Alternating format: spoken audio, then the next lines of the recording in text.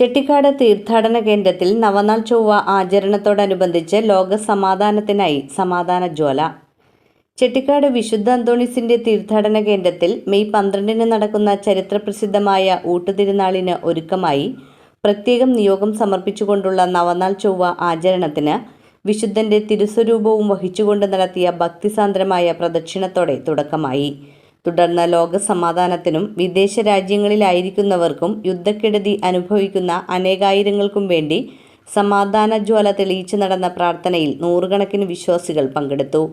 Rector reverend doctor Benny Vazhakkoottathil, father Ans Pallissery എന്നിവർ നേതൃത്വം നൽകി. ഒരുപക്ഷെ നമ്മുടെ കുടുംബത്തിൽ ഇപ്പോൾ വലിയ ബുദ്ധിമുട്ടുകൾ വന്നിട്ടില്ല നമ്മുടെ കുടുംബാംഗങ്ങൾക്ക്. പക്ഷേ നാളെ എന്തായിത്തീരുമെന്ന ഒരു പ്രതീക്ഷ അല്ലെങ്കിൽ ഒരു ചിന്ത നമുക്കുണ്ട്.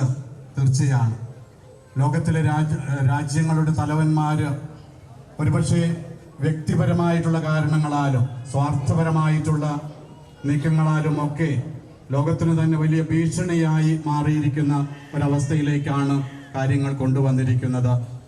ഒന്ന് വാസ്തവമാണ്, ഒരു യുദ്ധത്തിലും ആരും വിജയിക്കുന്നില്ല. എല്ലാവരും യുദ്ധങ്ങളിൽ തോൽക്കുക മാത്രമാണ് ചെയ്യുന്നത്.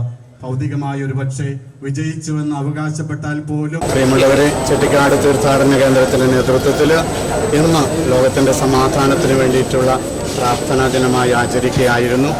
ഇവിടെ വന്ന് പ്രാർത്ഥിക്കുന്ന മക്കളിൽ പലരുടെയും അതുപോലെ നമ്മുടെ ഓരോരുത്തരുടെയും കുടുംബങ്ങളിൽ നിന്നും ആരെങ്കിലുമൊക്കെ ദുബായ് പോലെയുള്ള സ്ഥലങ്ങളിൽ അല്ലെങ്കിൽ പശ്ചിമേഷ്യയിലെ ഗൾഫ് രാജ്യങ്ങളിലൊക്കെയും ജോലി ചെയ്യുന്നവരാണ്. നമ്മുടെ കുടുംബത്തിന് വേണ്ടി കഷ്ടപ്പെടുന്ന അവരെയൊക്കെയും ഓർത്തുകൊണ്ട് നമ്മൾ അവർക്ക് വേണ്ടി പ്രാർത്ഥിക്കുകയാണ്. ലോകം ഒരു പ്രത്യേക പ്രതിസന്ധിയിലൂടെ കടന്നു പോകുന്ന ദിവസങ്ങളാണെന്ന് നമുക്കറിയാം.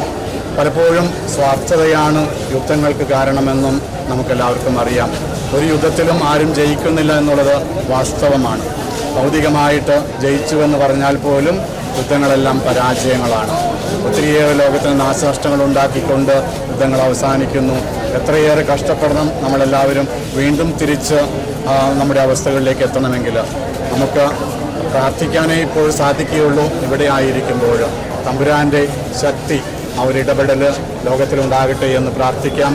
രാഷ്ട്ര നേതാക്കളെ തമ്പുരാൻ തന്നെ അവരുടെ ബുദ്ധിയെ പ്രകാശിപ്പിക്കുകയും സമാധാന മാർഗത്തിലേക്ക് ലോകത്തെ കൊണ്ടുവരികയും ചെയ്യട്ടെ എന്ന് നമുക്ക് പ്രാർത്ഥിക്കാം. തുടർന്നും എല്ലാ മക്കളോടും പ്രാർത്ഥിക്കുവാനായിട്ടാണ് ഞാൻ ആവശ്യപ്പെടുന്നത്. നമ്മുടെ കുടുംബാംഗങ്ങളെ സംരക്ഷിക്കുവാനായിട്ട് ദൈവം തന്നെ മുൻകൈയെടുത്ത് വഴികളുണ്ടാകട്ടെ. എല്ലാവർക്കും ഇവിടെ പ്രാർത്ഥനയിൽ കൂടിയ എല്ലാവർക്കും നന്ദി പറഞ്ഞുകൊണ്ട് ഞാൻ നിർത്തുന്നു.